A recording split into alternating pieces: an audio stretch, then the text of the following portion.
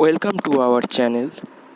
আজকে আমরা এই সেকেন্ড ভিডিওটিতে বর্তমান সময়ের সাথে যুক্ত একটি খুব বহুল প্রচলিত এবং বিতর্কিত বিষয় নিয়ে আমরা আলোকপাত করব। বিষয়টি হলো গ্লোবালাইজেশন বা বিশ্বায়নের ধারণা।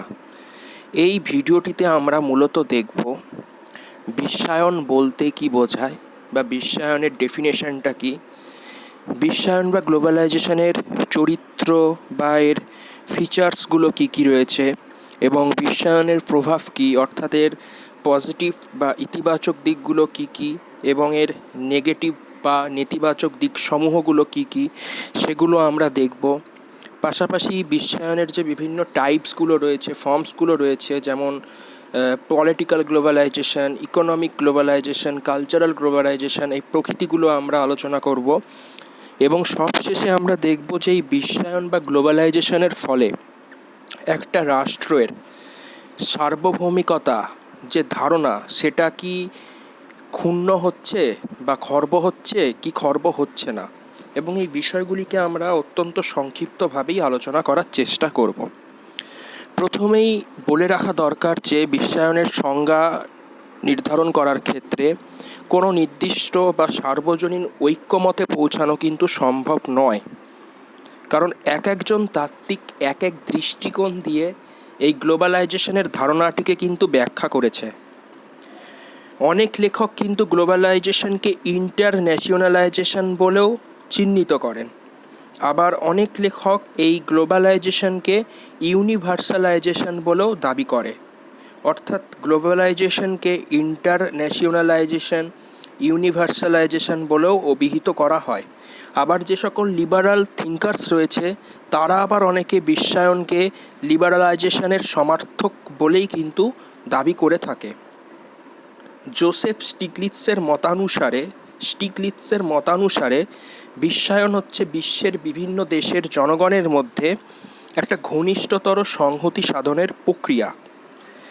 আবার ডেভিড হেল্ডের মতে বিশ্বায়ন হচ্ছে বিভিন্ন অ্যাক্টিভিটিস, ইন্টারঅ্যাকশন, পাওয়ারের একটা inter regional free flow of network বলে কিন্তু তিনি চিহ্নিত করছে।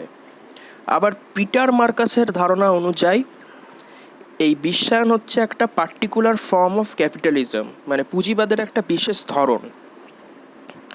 যদিও এই বিশ্বায়নের ধারণাটি কিন্তু কোনো নতুন ধারণা নয়, বিশ্ব ব্যবস্থা বা ওয়ার্ল্ড সিস্টেমে কিন্তু এই গ্লোবালাইজেশনের ধারণা বহু প্রাচীন যুগ থেকে বা প্রাচীন সময় পর্ব থেকেই দেখা যায়।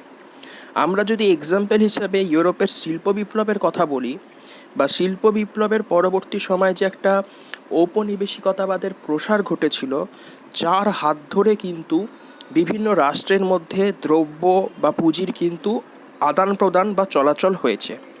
তবে হ্যাঁ, দ্বিতীয় বিশ্বযুদ্ধের অবসানের পর 1960-এর যে দশক, এটাকে কিন্তু আমরা বিশ্বায়নের জয়যাত্রা বলে চিহ্নিত করতে পারি।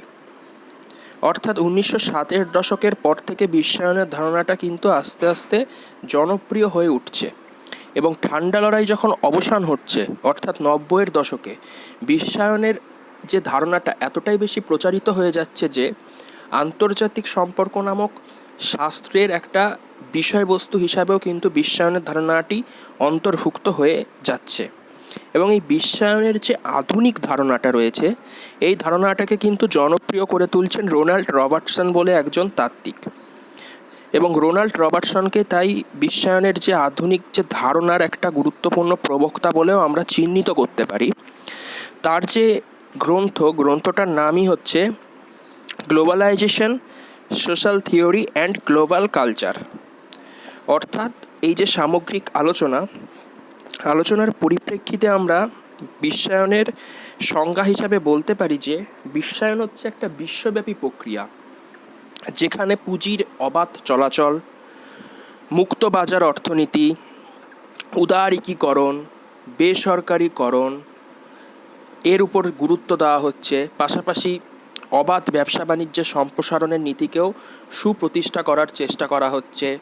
বহুজাতিক সংস্থাগুলিকে স্বীকৃতি প্রদান দেওয়া হচ্ছে, যাতে এই সকল বহুজাতিক সংস্থাসমূহ বিভিন্ন বিধিনিষেধ সম্মুখীন না হয়েই স্বাধীনভাবে উন্মুক্তভাবে যাতে আন্তর্জাতিক ব্যবসা বাণিজ্যে নিজেদেরকে যুক্ত করতে পারে, এই বিষয়গুলোর উপরে গুরুত্ব দেওয়া হচ্ছে। এবং সারা বিশ্বে একটা সমজাতীয় ব্যবস্থা বা সংস্কৃতি নির্মাণের উপরও কিন্তু এই গ্লোবালাইজেশন গুরুত্ব দেয়, অর্থাৎ একটা গ্লোবাল কালচার বা গ্লোবাল ভিলেজ হিসাবে গড়ে তুলতে চায় এই গ্লোবালাইজেশন। অর্থাৎ বিশ্বায়ন হচ্ছে একটা বিশ্বব্যাপী প্রক্রিয়ার ধারণা, যেখানে পুঁজির অবাধ চলাচল, মুক্ত বাজার অর্থনীতি, উদারীকরণ, বেসরকারীকরণের মতন যে ধারণাগুলি রয়েছে সেগুলিকে গুরুত্ব দেওয়া হয়, এবং সারা বিশ্বে যাতে একটা সমজাতীয় ব্যবস্থা সংস্কৃতি গড়ে উঠতে পারে, অর্থাৎ গ্লোবাল কালচার যাতে প্রতিষ্ঠিত হতে পারে, এবং যেখানে তথ্য, দ্রব্য, পণ্য, পুঁজির অবাধ আদান প্রদান সম্ভব, সেই যে ব্যবস্থা গড়ে তোলার প্রচেষ্টা, সেটাই হচ্ছে বিশ্বায়নের প্রধান লক্ষ্য তথা উদ্দেশ্য। এখন আমরা দেখব এই বিশ্বায়নের চরিত্র বা বৈশিষ্ট্যগুলো কী কী হতে পারে। প্রথম যে চরিত্র বা বৈশিষ্ট্যটি খুবই গুরুত্বপূর্ণ, সেটি হচ্ছে বিশ্বায়ন একটা মুক্ত বাজার অর্থনীতি এবং মুক্ত একটা ব্যবস্থাকে কিন্তু গড়ে তুলতে চায়, যেখানে দ্রব্য বা পুঁজির একটা অবাধ আদান প্রদান হবে বিভিন্ন রাষ্ট্রের মধ্যে। স্বাভাবিকভাবেই কিন্তু দ্বিতীয় বৈশিষ্ট্য হিসাবে উঠে আসছে বিশ্বায়ন চায় আন্তর্জাতিক ব্যবসা বাণিজ্যের সম্প্রসারণ, এবং আন্তর্জাতিক ব্যবসা বাণিজ্যের সাথে যুক্ত যে সকল প্রতিষ্ঠান বা সংস্থা থাকবে, তারা যাতে স্বাধীনভাবে ব্যবসা বাণিজ্য করতে পারে, তাই বিভিন্ন যে বিধিনিষেধ থাকে, যে বিধিনিষেধগুলো ট্রেড রেগুলেশন বা ট্যাক্স নির্মাণের সাথে যুক্ত থাকে, সেই বিধিনিষেধগুলোকে হ্রাস করতে হবে বা বিধিনিষেধগুলোকে কমাতে হবে। তৃতীয় গুরুত্বপূর্ণ ফিচার্সই হচ্ছে বিশ্বায়ন বেসরকারীকরণ ও উদারীকরণের উপরে জোর দেয়। চতুর্থ ফিচার্স হলো বিশ্বায়ন সারা বিশ্বে একটা গ্লোবাল ভিলেজ গড়ে তুলতে চায়, অর্থাৎ সমজাতীয় সংস্কৃতির সম্প্রসারণ ঘটাতে চায় বা একটা গ্লোবাল কালচার প্রতিষ্ঠার উপরে বিশ্বায়ন কিন্তু গুরুত্ব প্রদান করে। বিশ্বায়নের লক্ষ্যই হচ্ছে বিভিন্ন দ্রব্য, পুঁজি, প্রযুক্তির ব্যাপক হারে আদান প্রদান বিভিন্ন রাষ্ট্রের মধ্যে, এবং স্বাভাবিকভাবে বিশ্বায়নের আরেকটি গুরুত্বপূর্ণ বৈশিষ্ট্য হিসাবে উঠে আসে বহুজাতিক যে সংস্থাগুলো রয়েছে সেগুলোকে সুযোগ সুবিধা প্রদান করা, যাতে তারা স্বাধীনভাবে যে কোনো রাষ্ট্রে গিয়ে কিন্তু বাণিজ্য করতে পারে। পাশাপাশি বিশ্বায়ন তথ্য প্রযুক্তির ব্যবহারের উপরে গুরুত্ব দেয়, এবং যাতে যোগাযোগ ব্যবস্থার উন্নয়ন সংগঠিত হতে পারে। অর্থাৎ বিশ্বায়নের বৈশিষ্ট্যগুলোকে আমরা সংক্ষিপ্তভাবে বলতে পারি যে এর উদ্দেশ্য বা এর চরিত্রই হলো মুক্ত বাজার অর্থনীতিও একটা এমন ব্যবস্থা প্রতিষ্ঠা করা যেখানে পুঁজির অবাধ চলাচল হবে। সেকেন্ড, আন্তর্জাতিক বাণিজ্যের সম্প্রসারণ এবং এক্ষেত্রে যাবতীয় বিধিনিষেধকে হ্রাস করতে হবে। বেসরকারীকরণ ও উদারীকরণের প্রতিষ্ঠা ঘটানো, গ্লোবাল কালচার গঠন, দ্রব্য পুঁজি পণ্যের পারস্পরিক আদান প্রদান, বহুজাতিক সংস্থাগুলিকে সুযোগ দেওয়া, এবং তথ্য প্রযুক্তির ব্যবহার এবং এই ব্যবহারকে আরও বেশি উন্নত করে তোলা। নেক্সট এখন আমরা যে পয়েন্ট বা টপিকটার উপরে আলোকপাত করব সেটা হচ্ছে বিশ্বায়নের প্রকৃতি বা বিশ্বায়নের রূপগুলো কী কী। বিশ্বায়নের ধারণাটাকে আমরা বিভিন্ন শাখাতে বিন্যস্ত করতে পারি, যদিও এখানে প্রধানত তিনটি শাখাতে বিন্যস্ত করা যায়: বিশ্বায়নের অর্থনৈতিক রূপ, বিশ্বায়নের রাজনৈতিক রূপ এবং এর সাংস্কৃতিক দিক বা সাংস্কৃতিক রূপটি। যদিও অনেক তাত্ত্বিক এক্ষেত্রে বিশ্বায়নের পরিবেশগত দিকটির উপরও গুরুত্ব আরোপ করে থাকে। বিশ্বায়নের অর্থনৈতিক বা এর ইকোনমিক দিকটা হচ্ছে এরকম যে বিশ্বায়ন চায় সারা বিশ্বে একটা সমজাতীয় অর্থনৈতিক ব্যবস্থা প্রতিষ্ঠা পাক। অর্থাৎ বিশ্বায়নের অর্থনৈতিক রূপ হলো এমন একটা ব্যবস্থাকে নির্মাণ করা যেখানে পুঁজির অবাধ চলাচল হবে, আন্তর্জাতিক ব্যবসা বাণিজ্যের সম্প্রসারণ হবে, যাতে সহজে কোনো দ্রব্য বা পণ্যের কিন্তু আদান প্রদান সম্ভব হয় বিভিন্ন রাষ্ট্রের মধ্যে। অর্থাৎ অর্থনৈতিক বিশ্বায়নের লক্ষ্যই হচ্ছে একটা সমজাতীয় অর্থনৈতিক ব্যবস্থাকে নির্মাণ করা, যেখানে বিভিন্ন রাষ্ট্রগুলির মধ্যে আন্তর্জাতিক ব্যবসা বাণিজ্যের সম্প্রসারণ হবে এবং তারা অত্যন্ত সহজ সরল পদ্ধতিতেই বিভিন্ন রাষ্ট্রের মধ্যে প্রযুক্তি, পণ্য, দ্রব্যের আদান প্রদান যাতে করতে পারে।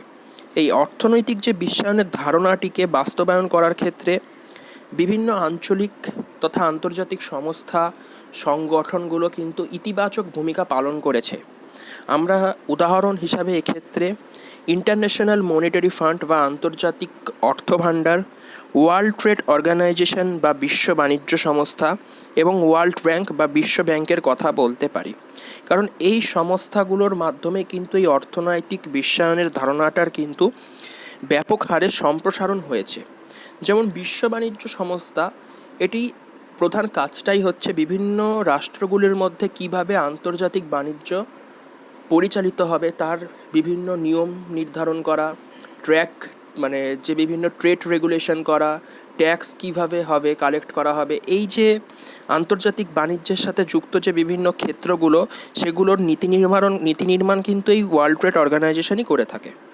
যদিও এই বিশ্বায়নের অর্থনৈতিক রূপটি কতটা সমাজে ইতিবাচক প্রভাব ফেলছে বা কতটা সমাজের খারাপ দিক দেখা যাচ্ছে, সেটা একটা যদিও বা সমালোচনার বিষয়। সেটা আমরা বিশ্বায়নের প্রভাব বা ফলাফল সম্পর্কে যখন আলোকপাত করব তখন বিষয়টিকে আমরা দেখব। সেকেন্ড বিষয় যেটি খুবই গুরুত্বপূর্ণ, সেটা হচ্ছে বিশ্বায়নের রাজনৈতিক রূপ বা রাজনৈতিক দিকটি।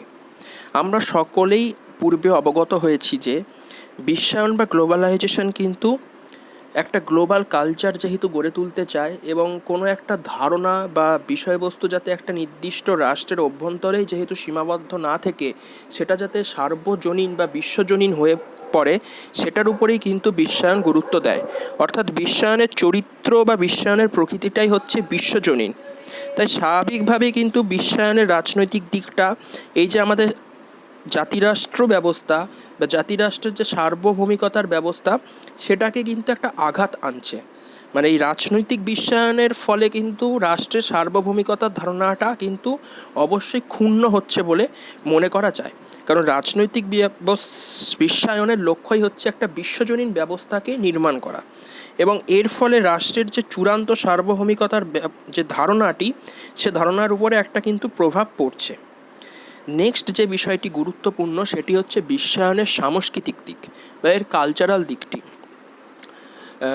বিশ্বায়নের লক্ষ্যই হচ্ছে সারা বিশ্বে একটা সমজাতীয় সংস্কৃতি বা গ্লোবাল কালচারকে গড়ে তোলা, এবং এই বিশ্বায়নের সাংস্কৃতিক দিকের সাথে যুক্ত রয়েছে বিভিন্ন বিষয়। যেমন আমরা দেখতে পাচ্ছি বর্তমানে যে বিশ্বায়নের সম্প্রসারণ ঘটেছে, যার প্রভাবটা কিন্তু কালচারের উপরে পড়েছে, এবং কালচারের উপরে পড়লে স্বাভাবিকভাবে সেটা সমাজের উপরও প্রভাব পড়বে। কারণ এই বিশ্বায়নের প্রভাবেই আমরা দেখছি তথ্য প্রযুক্তি ব্যবস্থার অভাবনীয় উন্নয়ন সংগঠিত হয়েছে, যার ফলে বিভিন্ন সামাজিক যোগাযোগ মাধ্যম সৃষ্টি হয়েছে, এবং এই সামাজিক যোগাযোগ মাধ্যমগুলির সাহায্যে আমরা যে কোনো বিশ্বের যে কোনো প্রান্তে সংগঠিত ঘটনাবলীকে সহজেই জানতে পাচ্ছি, যার ফলস্বরূপ কোনো একটা ঘটনা কোনো একটা নির্দিষ্ট রাষ্ট্রের অভ্যন্তরে সীমাবদ্ধ থাকছে না। অর্থাৎ রাষ্ট্রীয় তথ্যগুলি কিন্তু গোপনভাবে থাকছে না এই বিশ্বায়নের প্রভাবে, এবং এই বিশ্বায়নের সাংস্কৃতিক দিকটার প্রভাবেই আমরা ছোট ছোট ক্ষুদ্র ক্ষুদ্র সংস্কৃতিগুলোকে জানতে পাচ্ছি, নিজের সংস্কৃতির সাথে অপর দেশের সংস্কৃতির মধ্যে তুলনামূলক বিশ্লেষণ করতে পারছি, এবং যার মাধ্যমে আমরা নিজেদের সংস্কৃতির মধ্যেও একটা পরিবর্তন ঘটাতে পারছি। কাজেই এই সাংস্কৃতিক বিশ্বায়নের প্রভাবে কিন্তু একটা বহুমুখী সংস্কৃতি বা একটা মাল্টিকালচারালিজমের কিন্তু উদ্ভবও কিন্তু সমাজে হচ্ছে। তৃতীয় এই যে দিকটি সাংস্কৃতিক বিশ্বায়ন, এর খারাপ দিকও রয়েছে, এর যথেষ্ট নেতিবাচক দিকও রয়েছে, এবং অনেক তাত্ত্বিক বিশ্বায়নের আরও একটি রূপ বা প্রকৃতিকে নিয়ে আলোকপাত করে থাকে। সেটি হচ্ছে বিশ্বায়নের পরিবেশগত দিক বা এর ইকোলজিক্যাল বা এনভায়রনমেন্টাল দিকটি। আমরা দেখতে পাচ্ছি যে বিশ্বায়নের প্রভাবে কিন্তু সারা বিশ্ব জুড়েই একটা পরিবেশগত সমস্যা বা পরিবেশের একটা দূষণ কিন্তু দেখা যাচ্ছে। কারণ দেখতে পাই আমরা বেশিরভাগ বহুজাতিক সংস্থাগুলো কি করে না, এই তৃতীয় বিশ্বের উন্নয়নশীল দেশগুলিতে তাদের বিভিন্ন কলকারখানা প্রতিষ্ঠা করে। স্বাভাবিকভাবে এই সকল দেশগুলির পরিবেশ ব্যাপক পরিমাণে ক্ষতিগ্রস্ত হচ্ছে, এবং যে কোনো একটা অংশের পরিবেশ ক্ষতিগ্রস্ত হওয়া মানে সারা বিশ্বজুড়ে একটা জলবায়ুগত তারপরে প্রকৃতিগত সমস্যার কিন্তু সম্মুখীন হচ্ছে, যেগুলি অবশ্যই বিশ্বায়নের খারাপ দিক হিসাবে আমরা চিহ্নিত করতে পারি। এখন আমরা আরেকটি বিষয়ের উপরে আলোকপাত করব, সেটা হচ্ছে বিশ্বায়নের প্রভাব বা ফলাফল সমূহ। একে আমরা দুটো শাখায় বিন্যস্ত করে নেব, একটা পজিটিভ দিক, একটা নেগেটিভ দিক। প্রথমত বিশ্বায়নের প্রভাবে ভালো কী কী হচ্ছে, যেমন এই বিশ্বায়নের প্রভাবে কিন্তু যুদ্ধের প্রবণতা কিন্তু অনেকাংশে কমে গেছে।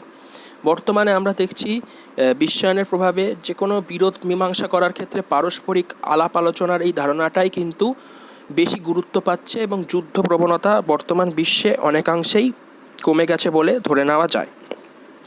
এই গ্লোবালাইজেশনের ফলে আরেকটি দিক গুরুত্বপূর্ণ, সেটা হচ্ছে প্রযুক্তি, সায়েন্স অ্যান্ড টেকনোলজির ব্যবহার বৃদ্ধি পেয়েছে। তৃতীয় ইতিবাচক দিকটা হচ্ছে এই বিশ্বায়নের প্রভাবে কিন্তু বিভিন্ন যে আন্তর্জাতিক সংস্থা, আন্তর্জাতিক যে সংগঠনগুলো রয়েছে, সেই আন্তর্জাতিক সংস্থা বা সংগঠনগুলির ব্যাপক হারে সম্প্রসারণ কিন্তু ঘটেছে। এবং চতুর্থ আর একটা ইতিবাচক দিক হচ্ছে এই বিশ্বায়নের প্রভাবে কিন্তু আমরা বহুমুখী একটা সংস্কৃতি গড়ে উঠেছে সমাজে, একটা মাল্টিকালচারিজমের কিন্তু উদ্ভব হয়েছে। যদিও এই বিশ্বায়নের ইতিবাচক দিকের থেকে নেতিবাচক দিকের সংখ্যাটাই বেশি, কারণ বিশ্বায়নের প্রভাবে যে জিনিসটি সবথেকে সমাজে সংগঠিত হয়েছে খারাপ, সেটা হচ্ছে এর ফলে একটা সমাজে বৈষম্য কিন্তু বৃদ্ধি পেয়েছে বিভিন্ন রাষ্ট্রগুলোর মধ্যে। অর্থাৎ ধনী রাষ্ট্রগুলো কিন্তু ধনী হয়ে গেছে এবং দরিদ্র রাষ্ট্রগুলো প্রতিনিয়ত কিন্তু দরিদ্রের দিকেই এগাচ্ছে। অর্থাৎ ধনী ধনী হচ্ছে, দরিদ্র দরিদ্র হচ্ছে। কারণ এই বিশ্বায়নের প্রভাবে আমরা দেখছি অনুন্নত বা উন্নয়নশীল রাষ্ট্রগুলো কিন্তু উন্নত রাষ্ট্রগুলির উপর নির্ভরশীল হয়ে পড়ছে। তারা বিভিন্ন ক্ষেত্রে ঋণের জালে কিন্তু জড়িয়ে পড়ছে। এই গ্লোবালাইজেশনের প্রভাবে কিন্তু দেখা যাচ্ছে বিভিন্ন আঞ্চলিক সমস্যা, মানবাধিকার সম্পর্কিত বিভিন্ন ঘটনাবলী, তারপরে পরিবেশ দূষণ, এগুলো কিন্তু বৃদ্ধি পাচ্ছে। এবং বিশ্বায়নের প্রভাবে আমরা দেখতে পাচ্ছি সন্ত্রাসবাদী কার্যকলাপেরও কিন্তু পরিমাণ বর্তমান বিশ্ব ব্যবস্থাতে পরিলক্ষিত হচ্ছে এবং এই সন্ত্রাসবাদী কার্যকলাপটা বর্তমান সময়ে একটা খুবই গুরুত্বপূর্ণ সমস্যা হিসাবে চিহ্নিত করা হচ্ছে। এবং এই বিশ্বায়নের প্রভাবে বিভিন্ন ক্ষুদ্র ক্ষুদ্র যে সংস্কৃতিগুলো রয়েছে, সেগুলো কিন্তু অস্তিত্বের সংকটে কিন্তু পড়ছে। এই হচ্ছে বিশ্বায়নের পজিটিভ এবং নেগেটিভ দিকগুলো। অর্থাৎ বিশ্বায়নের প্রভাবে আমরা দেখছি যুদ্ধ প্রবণতা কমছে, প্রযুক্তির উন্নয়ন ঘটেছে, আন্তর্জাতিক সংগঠনসমূহের গুরুত্ব বেড়েছে, বহুমুখী সংস্কৃতির একটা কিন্তু প্রভাব প্রতিষ্ঠা পেয়েছে। কিন্তু এর ফলে সমাজে বৈষম্য বৃদ্ধি পাচ্ছে, আঞ্চলিক সমস্যা সৃষ্টি হচ্ছে, ক্ষুদ্র সংস্কৃতিগুলি বিপন্ন হচ্ছে, সন্ত্রাসবাদ, পরিবেশ দূষণের মতন ঘটনাগুলিও কিন্তু উত্তরোত্তর বৃদ্ধি পাচ্ছে।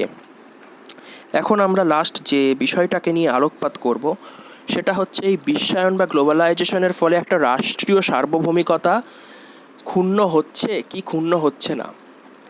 অনেক তাত্ত্বিক মনে করে যে এই বিশ্বায়ন বা গ্লোবালাইজেশনের ফলে রাষ্ট্রের যে সার্বভৌমিকতা, সে ধারণাটা কিন্তু ব্যাপক হারে কিন্তু খর্ব হয়েছে। যদিও এই বিষয়টাকে কেন্দ্র করেও তাত্ত্বিকদের মধ্যে মতভেদ পরিলক্ষিত হয়।